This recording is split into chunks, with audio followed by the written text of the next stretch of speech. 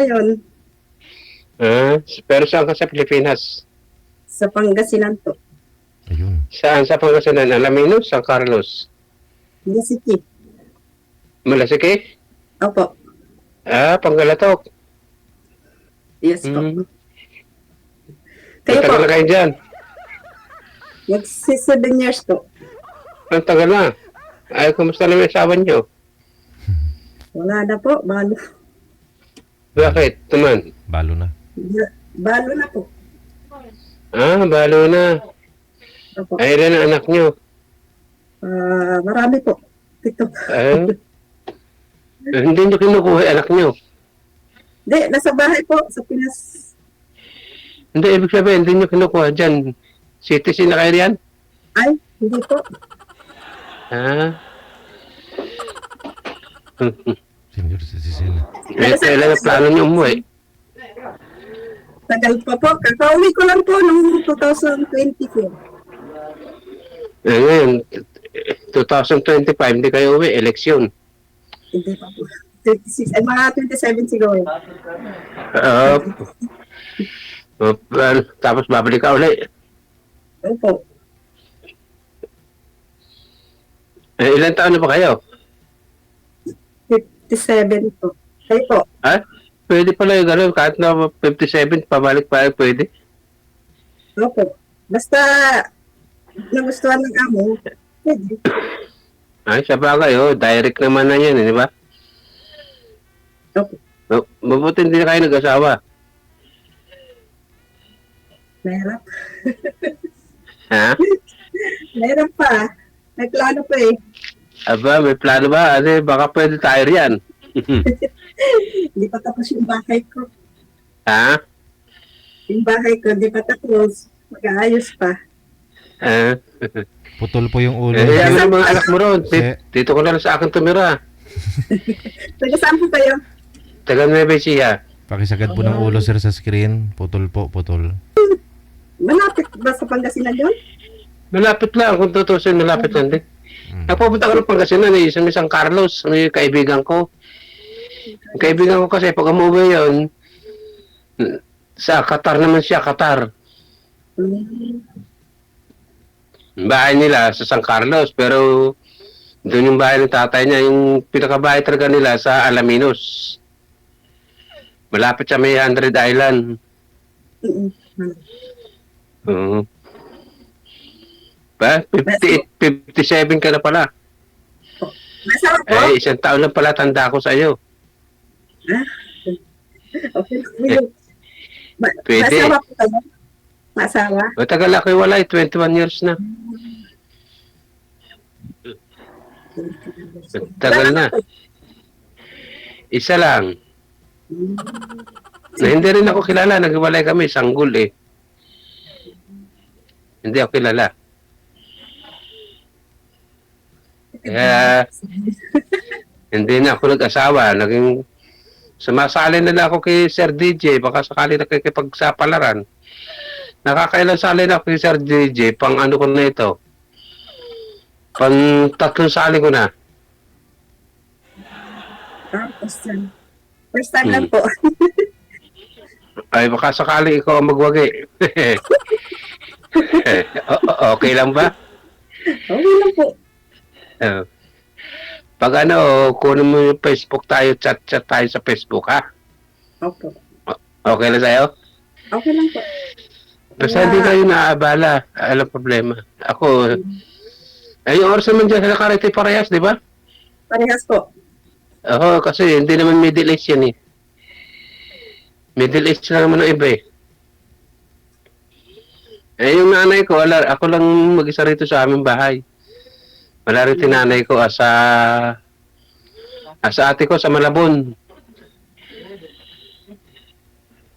Ano ni nanay ko, nung 4, nag-birthday siya, 95 na. Okay pa? Hello? 5? Oo, 95. 95. 95 siya, nag-birthday siya nung 4. Pag ano, send ko sa iyo yung picture pag sa Facebook, mamaya send ko sa iyo. Chat tayo, gusto mo? Day Ha? off ko naman ngayon eh. Okay lang po, day off ko Ha? naman ngayon eh. Day off ko naman ngayon. Oh, sige, mamaya pagkatapos natin mag-usap, sisend ko sa picture ng mother ko nung nag-birthday. Ako lang dito mag-isa sa bahay ko sa Nueva Ecija. Sa ano siya, sa Manila siya ngayon. Nandun sa ate ko. Yung ate ko 73 na siya. Panganay. Ako bunso 58. Okay, Pero kumpleto pa kami magkakapatid, wala pa kaming bawas. Sorry lang eh. 3 kayong magkapatid. Bunso. 7. Wala pang bawas, kumpleto pa lahat. Hindi katulad ibang pamilya, bawas-bawas na kami, kumpleto pa.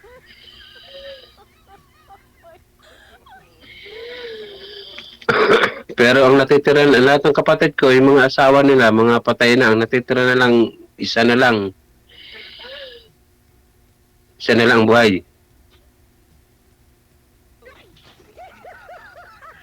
Ano, ikaw naman, magkwento ka. Makikinig ako sa iyo. Ano ba ang gusto mo sa lalaki? Okay lang. Mabait. Mapagmahal. Masikaso. Ganun lang. Eh, ako hindi naman ako naghahangad din ng maganda sa babae. Ang hinahangad ko sa babae, ugali, pinaka number 1. Ugali at unawa. Kailangan malawak ang pag-uunawa sa isa't isa. Kahit hindi na mag-anak, ala problema, basta mahalaga, nagmamahalan, di ba? Okay lang ba sa iyo yung ganun? Okay lang po. Ha? Okay lang po.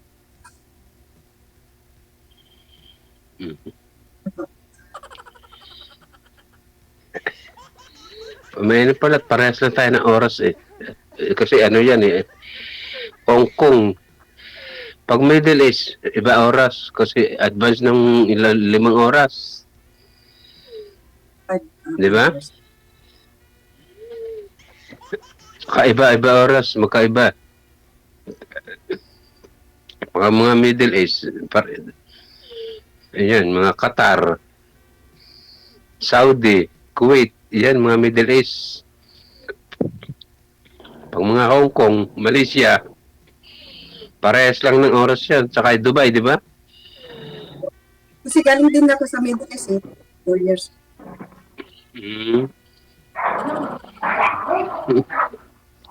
Hanggang 2027, uwi mo.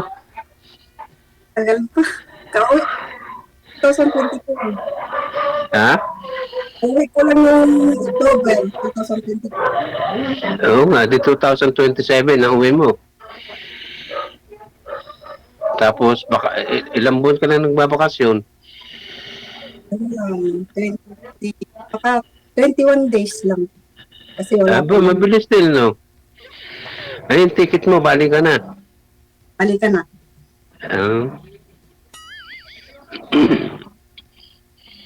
Hanggat kaya mo, sige, abroad na abroad. Kahit naabuti ng 65, basta payag ng amo.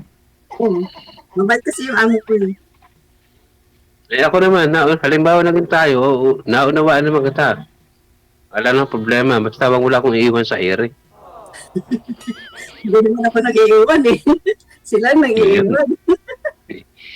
Iyan ang the best.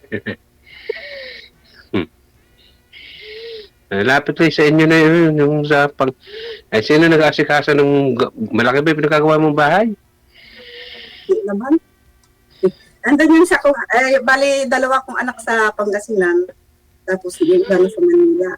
Sa Laguna. Bali 7 yung anak ko. Isang babae lang. Mga babae? Magpipito na rin yung apo ko. Dami na.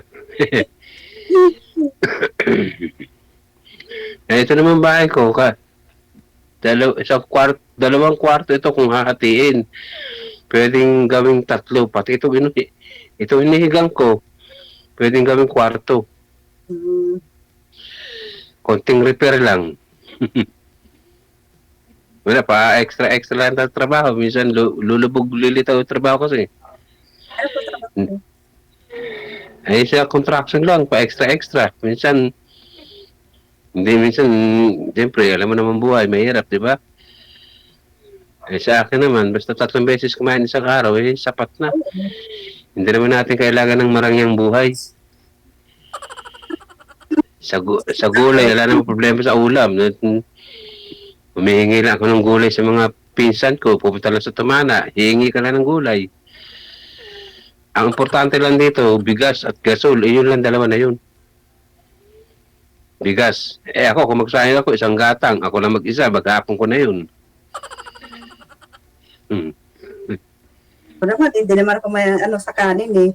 Minsan lang ako kumakain tanghali. Hindi, pag ikaw naman, pag gabi na, konti lang kakainin mong kanin kasi patulog na eh. Di na ako kumakain ng kanin sa gabi. Tanghali lang. Ano ba size ng baywang mo? Okay. Ay, wag na, mamaya na lang, mamaya na lang. Pagkatapos natin chat tayo. Sabi natin kay DJ, Sige po. i-add na lang ito sa Facebook. Sabi natin kay DJ, tama na, at mag-Facebook na lang tayo. Sige, sabi mo kay DJ. Ay, di pwede. Wala pang tatanong si ma'am sa'yo, sir eh. Nahiya tuloy si ma'am eh. Magtanong po kayo, ma'am. Sir, hindi po kasi kayo nakikita sa camera. Isa Diba? ganyan po Sige. yan. Atras Yan. pa. Sir DJ. Yan. Wag po kayo lumapit, sir, ha? Yes, sir. Oo. Okay po yan. Magtanong po kayo, ma'am. Tanong ka, ma'am. Sige. Ano ba itatanong ko? Ano ba katanungan pa? Ano ba?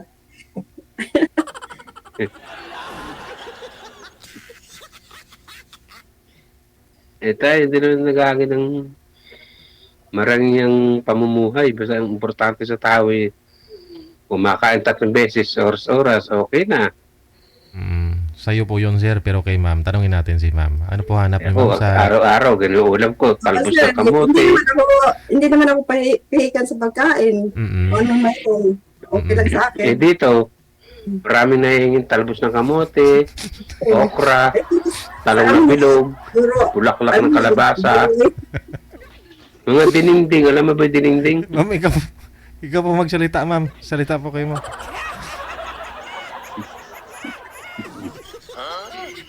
Salita ka. Dinigding. Sarap yun. Tapos may pritong isda. Ang tawag dito sa amin ng binulang lang sa Tagalog. Pabulang lang. Alam ko yun. Taga-Pangasinan ako eh. Masarap yun. Tapos mga susong pilipit. Saka yung pakbet. Ang ng Pangasinan, pakbet eh. Oh, tsaka ngayon, panahon na ng malunggay. Yung daon ng malunggay, yung hagod, kung tawagin. Mga panahon na ngayon. Napakahaba. Meron isang tipak. Hinihingi lang sa kapitbahay. Yung iba kasi gumugulang na eh. Kailangan doon yung mura pa lang kung pipitasin na. Bali ngayon, sir, sino po yung kasakasama niyo po dyan?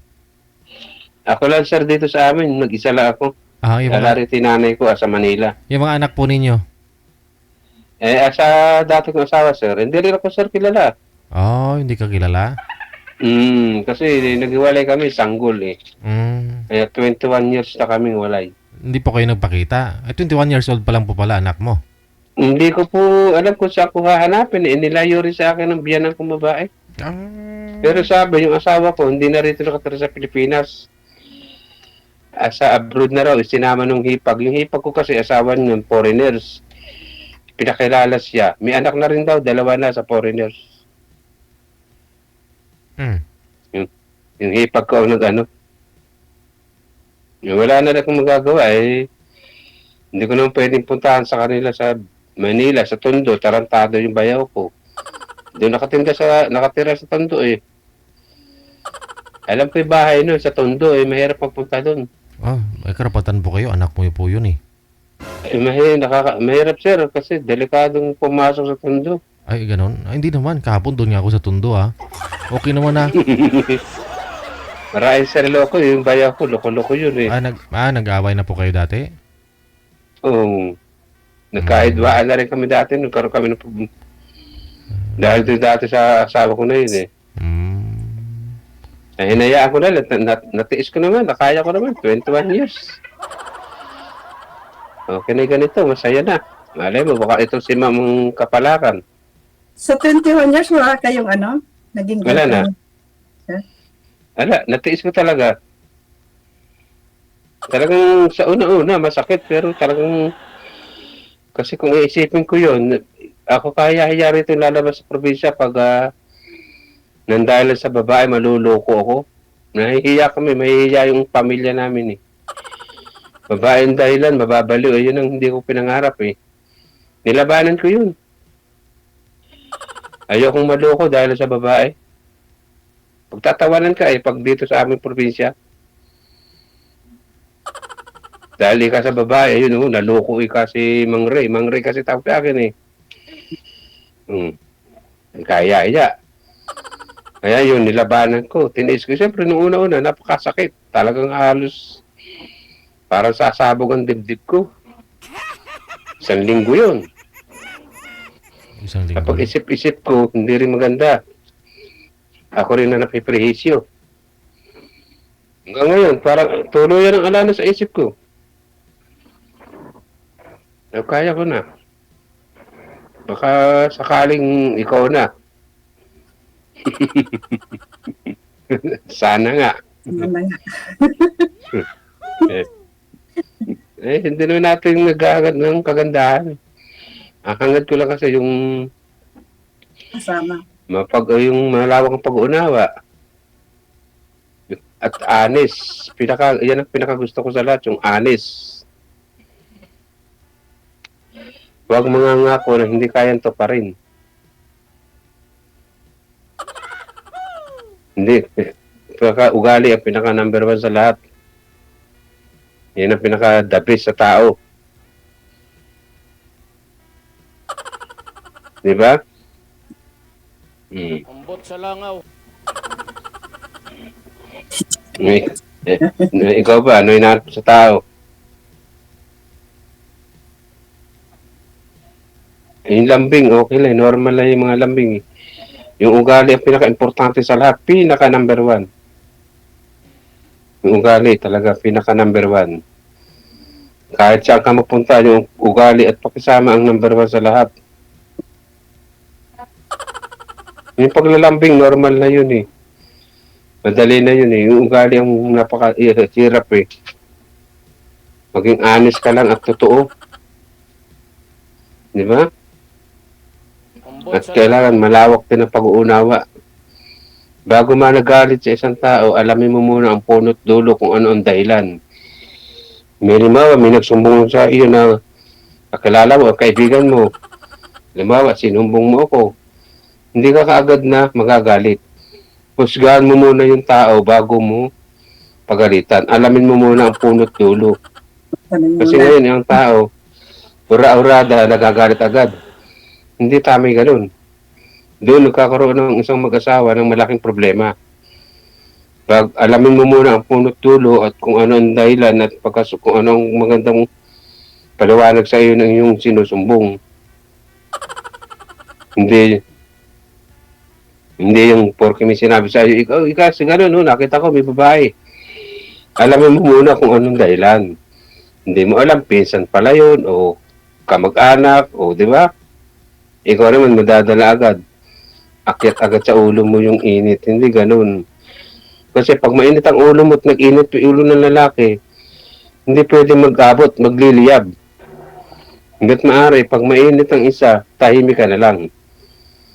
Ganun ang nag-ano ng isang tao. Huwag basta-basta magalit nang hindi alam ang punot dulo. Aalamin mo muna ang mga pangyayari kung ano isinumbong sa iyo. Kukuha ka ng magandang paliwanag sa tao kung ano maganda, hindi yung dadakdakan mo agad, lalong magkakagulo. Magsalita po kayo, ma'am. Ma'am, Di ba? agree Ganun ka- lang yun. agree ka naman, ma'am. Doon humahaba ang pagsasama ng isang tao. Kailangan give and take, nagkakaunawaan sa bawat isa. Para alam problema, para ang pagsasama lalong gumanda. Di ba? Okay ba yun? DJ, Yes, ma'am. Tanong pa po kayo, ma'am. Magsalita po kasi kayo, hindi kayo wala nagsasalita. pa tanong DJ kasi si ano naman siya eh. Hiwalay naman siya. Oh. Mm. Oh, Saka malabo na kami magsama at may asawa na siya. Hindi na rito nakatira sa Pilipinas. Usap Asawa talaga niya puti. DJ sa online. British, yung asawa niya, British, Amerikano. Kasi asawa ng hipag ko, British Barkada. Saka hindi na pupunta rito sa Nueva Ecija yun. Hindi na sasadlit pa rito para malabo na. Sa loob ng 21 years, makipagbalikan, hindi na mangyayari yun. Magkamatayan mo kami sa isa't isa, hindi na rin kami magkikita. Saka ako, pag nakipaghiwalay, talagang hiwalay. Saka malabo na rin makipagbalikan yun. Iba ugali nun taga Kalinga Apayaw. Kaya ang salita nila ay banag. Hindi mo maintindihan, parang ibon. Tubong lang sila, tubong tundo. Sa may Parola, doon sila nakatira sa Parola. Natira din ako dati doon eh. Mayroon pumunta doon lalo pag gabi. Napakarain loko. Ang daan, napakaliit na ng daan. Ang dami nakatira ron sa Parola. Doon kami nakatira dati. Nung nagtatrabaho ako nung kami dati sa Manila. Laking Pasay ako, doon ako lumaki sa Pasay. Kaya doon ako tumanda sa Manila, hindi rito sa probinsya. Kaya ako naging gala. Kung saan ako nakakarating eh. Hanggang ngayon, kung sino gaya, sumasama ako. Nakarating ako ng Pangasinan. Nakarating ako ng Isabela. Nakarating ako ng Davao. Nakarating ako ng Iloilo. Nakarating din ako ng Cebu. Kung saan ako nakarating, mga sinasama ako ng barkada ko. Yung sa Bicol, nakarating ako sa Sorsogon, napakalayo nun. Tulo na nung bagay, malayo, Cebu, tsaka Davao. Iloilo, nagkamlo kami noon, nagbarko. First time ko sumakay ng barko, ako'y natatakot. At siyempre, may bagyo pa. Hindi ko alam, meron palang live band doon sa loob ng barko. Live band, yung kasama ko kasi, nag-retire dyan, Philippine Navy siya. Nag-retire, siyempre, malaki ang nakuha ang pera. Umuwi ng Iloilo, isinama ko sa Iloilo, isang linggo kami doon. Kaya nagbarko kami. Sa barko pala, merong live band, nalasing ako. Murder ng beer, nalasing ako. Tapos dumiretso kami ng Iloilo. Grabe iniinom sa Iloilo. Tanduay Dart. First time ko lang makainom ng gano'n, yung Tanduay na Dart, yung lapad. Sa naman, sa Cebu, hindi na kami nag-inom doon. Puro lang. Puro beer na may iniinom doon. Sa Iloilo, napakalayo. Nag-aeroplano. Ako lang mag-isa, nagpunta ng Cebu. Binigay lang sa akin yung sa cellphone na, text kami. Nag-aeroplano ako rito sa Terminal 2. Sa manager, parang nalasing na ako. Wala na. Siya. Pagpunta ko sa Cebu Mactan. Pagdating ko ng Cebu Mactan, sakay ako ng taxi papuntang South Mall bus. 350, binayad ko sa taxi. Yeah. Ha? Pwedeng offline na, DJ. Ma'am, wala. Gusto mo, ikaw na lang makinig sa kwento ni sir?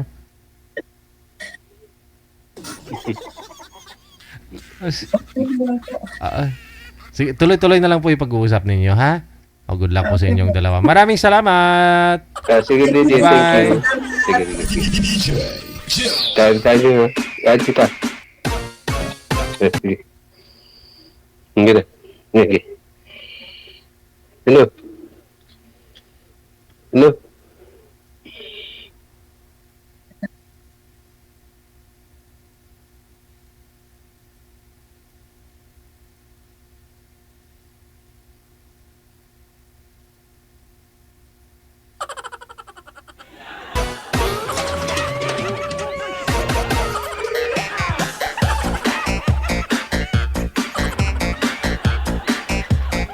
Ayaw niyo po kasi magsalita, ma'am.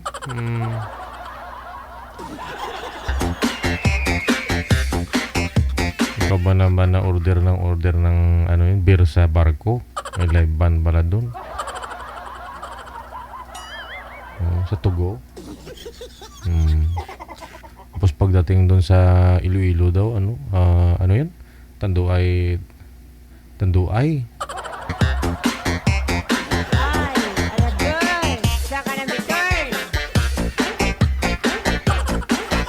Tapos nung pumunta sa May Cebu, nagtaksi siya papunta ng Terminal 2. 350 yung binayad.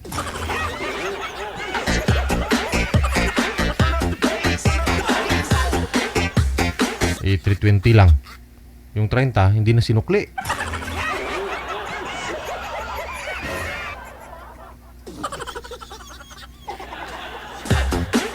Dinugtungan yung kwento.